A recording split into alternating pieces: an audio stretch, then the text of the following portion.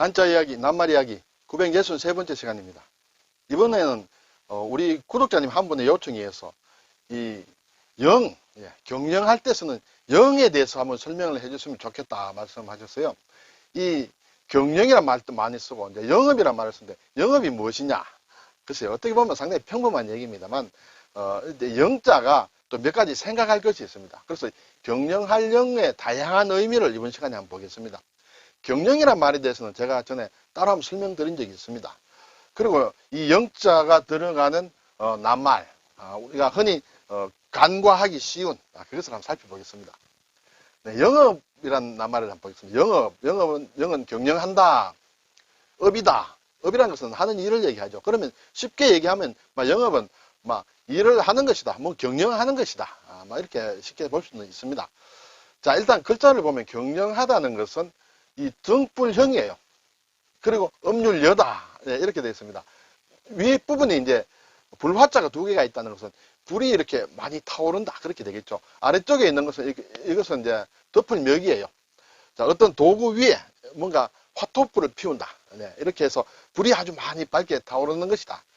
그렇게 되겠어요. 그래서 이것은 집을 얘기한다. 네, 방이 많이 있는 것이다. 그렇죠. 네모가 방이다. 그래서 집을 화려하게 집을 짓는 것이다. 경영한다. 네, 경영한다는 말 속에는 집을 짓는다는 뜻이 있습니다. 뒤에 나오겠습니다. 그리고 이것은 업업자다. 상당히 이 글자의 정체에 대해서는 학자들이 많이 여러 가지 이론들이 있습니다. 오늘 제가 깊이 설명은 안 드리겠습니다. 몇 번 들었기 때문에. 이 글자를 자세히 뜯어보면 풀무성할 착의 나무목이다. 이 착에 여기에 나무목을 하나 더 붙였다, 이렇게 되겠어요. 네, 그래서 그것이 어쨌든 업이다, 하는 일, 업을 얘기한다. 자, 그러면 이제 영에 대해서 좀 다양한 의미를 보겠는데, 첫째, 건물 등을 만든다라는 그런 의미가 있다, 영이. 두 번째는 계획에 따라서 사업 등을 한다, 사업 같은 걸 하는 것. 이제 영업이라는 것이 여기에 포함이 되겠죠. 경영이라든지. 그리고 무엇에 의한 경영을 한다 할 때 또 이 영자를 쓴다. 그리고 군대가 머무는 것도 영을 쓴다, 이렇게 됐습니다. 크게 이제 네 가지로 구분해서 해당되는 낱말들 한번 보겠습니다. 자, 첫째, 건물 등을 만든다는 의미에서는 영선이라는 말이 있어요. 선은 착할 선자에다가 실사자예요. 이것은 쉽게 얘기하면 수선을 한다, 양복을 수선을 한다, 옷을 수선한다, 또는 건물을 수선을 한다. 이때 영을 써서 건물이나 구조물 따위를 고치고 세운다, 만들고 또 보수 작업을 하는 것, 그런 것을 영선이라고 한다. 네. 어떤 회사에 따라서 다르겠습니다만 영선 파트가 있죠. 회사 건물을 유지 보수하고 하는 그런 것을 영선이라고 합니다. 이때 영은 건물을 만든다, 그런 뜻이에요. 조영을 한다, 조도 만든다는 뜻이에요. 그렇죠? 만들고 만든다, 건물을 만드는 것을 조영이라 한다. 집이나 건물 따위를 짓거나 세우는 것을 조영이라 한다. 사찰을 조영한다, 이렇게 이제 되겠죠. 그래서 영에는 첫째, 건물을 만든다는 뜻이 있다. 두 번째는 사업 등을 한다. 그것도 계획을 세워서 사업을 한다. 그래서 영업이라는 것은 영리를 목적으로 하는 사업, 그런 행위를 영업이라고 하는데, 그냥 하는 게 아니라 계획을 세워야 되겠죠. 여기에서 특히 계획을 세운다는 말이 왜 들어갔느냐? 그냥 그렇지만 보면 집을 세울 때도 계획을 세워야 됩니다. 그렇죠? 그래서 이 영자 안에 뭔가 계획을 세운다는 그것이 있습니다. 뒤에서 다시 보겠습니다. 그리고 우리가 많이 쓰는 경영, 그렇죠? 경영학, 그런 것을 보면 기업이나 사업 따위를 관리하고 운영하는 것을 경영이라고 한다. 그래서 경과 영에는 이렇게 뭔가 조금 계획한다는 그런 뜻이 있습니다. 그리고 기초를 닦고 계획을 세워 어떤 일을 해나가는 것을 경영이라 한다. 무턱대고 하는 것이 아니다. 네. 앞뒤 전후 좌우를 다 살펴보고 하는 것이다. 계획을 세워 집을 짓는 것도 경영이라 한다. 첫 번째도 집을 만드는 것을 영이라는 말 속에 있다 했습니다. 그리고 이 경영이란 말에도 집을 짓는다, 그런 뜻이 있다. 왜냐하면 영 자체에도 집을 짓는다는 뜻이 있고, 경도 집을 짓는 행위와 조금 관련이 있습니다. 그래, 경영이라는 낱말은 제가 한자 이야기 455번째 시간에 한번 영상을 만든 게 있습니다. 그것을 한번 참고를 하시면 도움이 되리라 생각이 듭니다. 자, 여기 이제 제가 경영이라는 말씀을 드렸는데, 경영이라는 것은 어디서 왔느냐? 옛날부터 있었던 말이다. 경지, 영지란 말을 줄인 말이다. 여기서 경과 영을 따와서 경영이라 한다.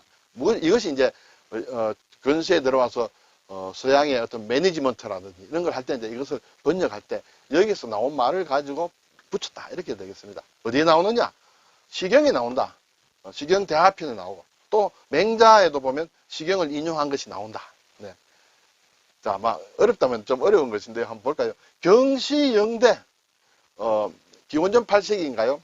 주나라의 문왕이 나라를 세우고 주나라를 세우고 영대라는 것은 이제 어떤 글쎄요. 제사를 지내는 장소로 할까요? 영대라는 것을 만든 거예요. 여기에 경을 만든다. 경시영대.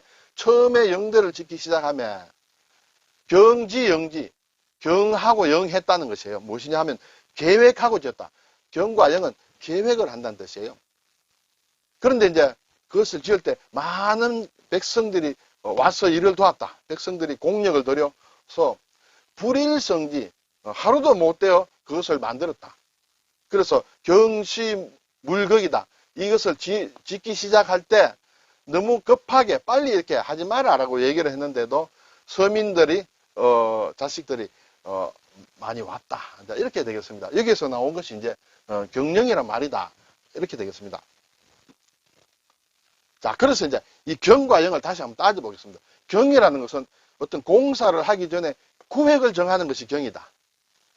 영이라는 것은 그 구획 안에서 건물의 크기를 정하는 것이다.